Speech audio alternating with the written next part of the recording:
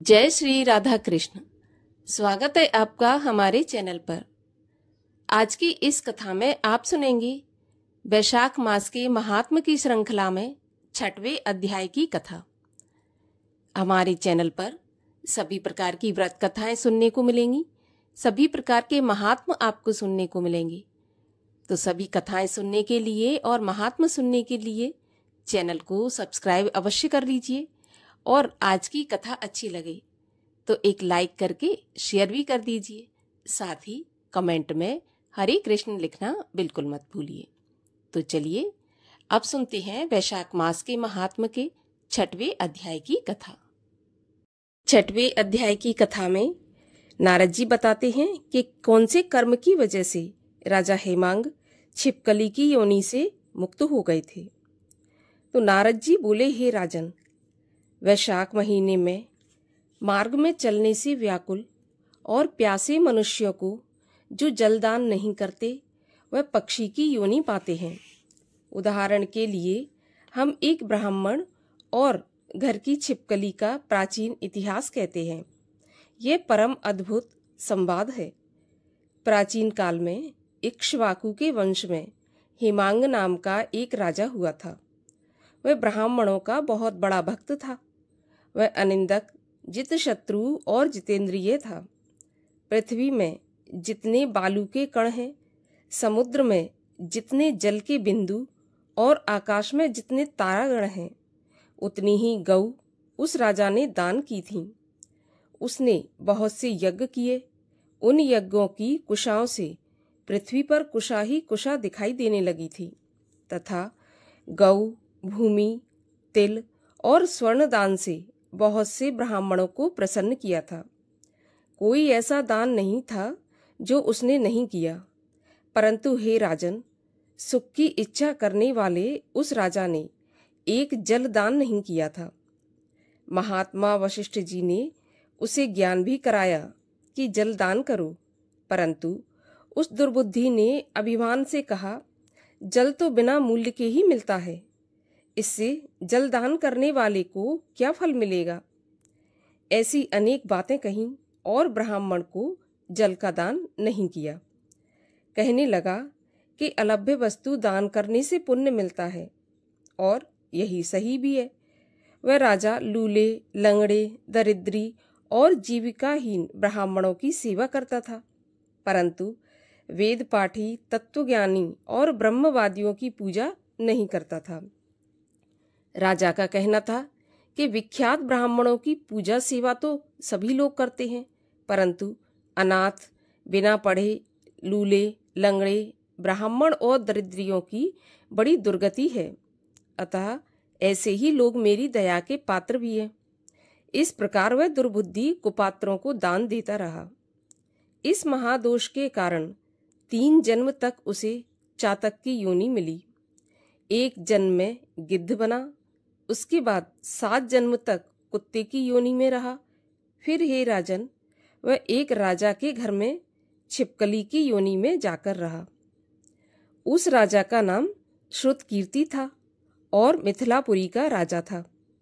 वह छिपकली उस राजा के घर के दरवाजे की चौखट के ऊपर कीड़ों को भक्षण करती हुई 87 वर्ष तक वहीं पर रही।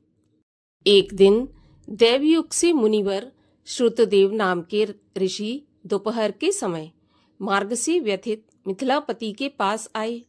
ऋषि को देखकर राजा अत्यंत प्रसन्न होकर सहसा उठकर बड़े आदर सत्कार से मधुप आदि से पूजन करके चरण धोने लगे और चरणोदक को अपने मस्तक पर छिड़का। तब देवयोग से एक बूंद जल उस छिपकली पर जा पड़ा।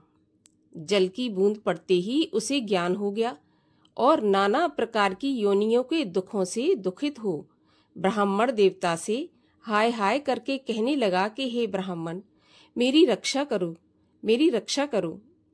एक छिपकली का ऐसा शब्द सुनकर ब्राह्मण को बड़ा आश्चर्य हुआ और वह कहने लगा कि गोधा, तू कहाँ है और क्यों विलाप करती है? तेरी यह दशा कैसे हुई? तू देवता है या पुरुष है या कोई राजा है अथवा ब्राह्मण है? हे महाभाग, तू कौन है, यह मुझे बता। आज ही मैं तेरा उद्धार करूंगा। ऋषि की ऐसी बात सुनकर वह राजा महामतिमान श्रुतदेव जी से कहने लगा कि हे ब्राह्मण, मेरा जन्म इक्ष्वाकु कुल में हुआ था और मैं वेद शास्त्रों का पूर्ण ज्ञाता था। पृथ्वी में जितने रज के कण हैं उतनी ही गौएं मैंने दान की। मैंने सभी यज्ञ किए, वापी, कूप तथा तालाब बनवाए, अनेकों दान किए और धर्म पूर्वक राज्य भी किया। फिर भी मेरी ऐसी दुर्गति हुई है और मुझे स्वर्ग नहीं मिला। 3 जन्म तक मुझे चातक की योनि मिली, 1 जन्म में गिद्ध हुआ, फिर 7 जन्म तक कुत्ते की योनि पाई और अब मैं छिपकली की योनि में हूँ। ये राजा आपके चरणों तक को अपने ऊपर छिड़क रहा था, जिसकी एक बूंद उछलकर मेरे ऊपर आ पड़ी, जिसके पड़ने से मुझे पूर्व जन्म का स्मरण हो आया और मैंने सब पाप दूर कर लिए अपने। हे द्विजवर, 28 जन्म तक मुझे छिपकली की योनि भोगनी पड़ेगी। तरह तरह की दैवी सृष्टि दिखाई देती हैं, अतः मैं इन जन्मों से डरता हूँ। हे ब्राह्मण, मेरी यह दशा कैसे हुई, यह मुझे विस्तार पूर्वक बताइए। ये सुनकर ब्राह्मण ज्ञान चक्षु द्वारा सब वृत्तांत जानकर कहने लगा कि हे गोधा, मैं तेरी इस बुरी योनि का कारण बताता हूँ, चित्त लगाकर सुन। तूने माधव भगवान के प्यारे वैशाख मास में जल का दान नहीं किया। तूने जल को सुलभ समझकर यह निश्चय कर लिया कि यह तो बिना मोल का है, अतः मार्ग में चलने वाले और धूप से पीड़ित ब्राह्मणों को तूने जल का दान नहीं किया। साथ ही पात्रों को छोड़ कुपात्रों को दान दिया। जलती हुई अग्नि को छोड़कर क्या कोई राख में हवन करता है? बताए हुए सुगंध आदि से युक्त कांटेदार वृक्ष का कोई भी पूजन नहीं करता। सब वृक्षों में पीपल की ही पूजा होती है। लोग तुलसी को छोड़कर कटेरी का पूजन क्यों नहीं करते? पूज्यता के विषय में अनाथ होने की आवश्यकता नहीं होती है। केवल लूले लंगड़े ही दया के पात्र होते हैं, वे पूज्य नहीं होते। तपस्वी, ज्ञानी, वेद आदि शास्त्रों के ज्ञाता, ये भगवान विष्णु के ही स्वरूप हैं। अतएव ये सदा पूजनीय हैं। इनमें भी ज्ञानी ब्राह्मण सदैव ही विष्णु भगवान को अत्यंत प्यारे हैं। इसी कारण ज्ञानी ही सदा पूज्यों में अधिक पूज्यतम है और साधु महात्माओं की अवज्ञा ही इस लोक और परलोक दोनों में दुखदाई है। महापुरुषों की सेवा ही धर्म, अर्थ, काम और मोक्ष का कारण है। ऐसे ही करोड़ों अंधे कर्तव्य और अकर्तव्य को नहीं देखते। जैसे मंद आशय के लोगों की संगत से कुछ नहीं मिलता, वैसे ही जलमय तीर्थ और मिट्टी अथवा पत्थर के बने देवताओं से भी तत्काल कुछ लाभ नहीं होता। ये तो बहुत काल में पवित्र करते हैं, किंतु साधु महात्मा तो अपने दर्शन से ही पवित्र कर देते हैं। साधु सेवा से कोई भी सुशिक्षित पुरुष दुखी नहीं होता। जैसे अमृत को पीने से जन्म, मरण, वृद्धावस्था आदि दुख नहीं देते, तूने जल का दान नहीं किया, न साधुओं की सेवा ही की। हे इक्ष्वाकु नंदन, इसी से तेरी यह दुर्गति हुई है। वैशाख मास में जो मैंने पुण्य किया है, उसका फल तेरी शांति के लिए मैं तुझे दे दूंगा। इसके प्रताप से तेरे भूत, भविष्य और वर्तमान कर्मों के संस्कार दूर हो जाएंगे। ऐसा कह हाथ में जल लेकर उसे सर्वोत्तम पुण्य का फल दे दिया।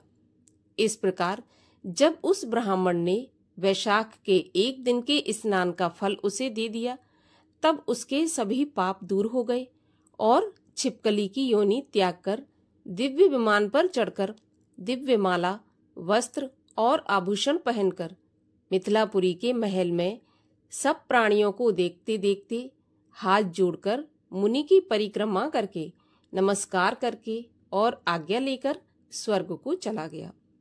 देवता लोग उसकी स्तुति करने लगे। वहां 10,000 वर्ष तक अनेक भोगों को भोगकर वही राजा इक्ष्वाकु के वंश में महाप्रभावशाली काकुस्थ नाम से उत्पन्न हुआ और सप्तद्वीपवर्ती पृथ्वी का पालन करता हुआ बड़ा ब्राह्मण साधु सेवी इंद्र का सखा और विष्णु का भक्त हुआ। तब वशिष्ठ जी ने उसको वैशाख मास के सब कर्तव्य धर्म सुनाए, जिनके करने से उसके सब दुख दूर हो गए और दिव्य ज्ञान को पाकर विष्णु की सायुज्य मुक्ति को प्राप्त हुआ। इसलिए यह वैशाख संपूर्ण शुभ फलों का दाता है। इसमें जो मनुष्य यथायोक्त धर्म करता है उसकी आयु और यश बढ़ता है, पाप दूर हो जाते हैं, पुरुषार्थ चतुष्ट अर्थात धर्म, अर्थ, काम और मोक्ष की प्राप्ति होती है और वह भगवान विष्णु का प्रिय होता है।